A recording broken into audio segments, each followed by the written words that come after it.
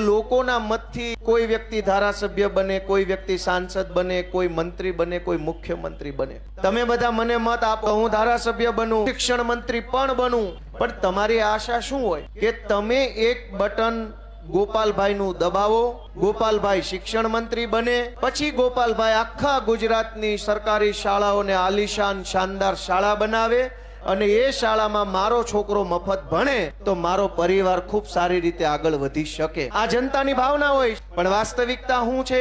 તમે એમ માનીને મત આપો છો કે મારા મતથી જે મંત્રી શિક્ષણ મંત્રી બનશે શાળા સરકારની બનાવશે. હકીકત એ છે કે તમારા મતથી એક માણસ શિક્ષણ મંત્રી બને, પછી એ પોતાની માલિકીની 10 શાળાઓ સુરતમાં અમદાવાદમાં ખોલી નાખે છે. શિક્ષણ મંત્રીના કાકાના દીકરાની શાળા, એની પોતાનો ભાગ હોય એવી શાળા, એના ફઈના છોકરાની શાળા, એના હાડુભાઈની શાળા તો બને છે, પણ પ્રાઇવેટ શાળા બની જાય છે. તમારા મતથી બનેલો શિક્ષણ મંત્રી શાળા નથી બનાવતો, સમાજને બનાવીને વયો જાય છે. દોસ્તો, તો હું તમને એવી વિનંતી કરવા આવ્યો છું કે આપણે આપણા આત્માને પૂછવું પડશે કે તમે સરકારી શાળા બનાવવા મત આપો છો કે પ્રાઇવેટ શાળા બનાવવા?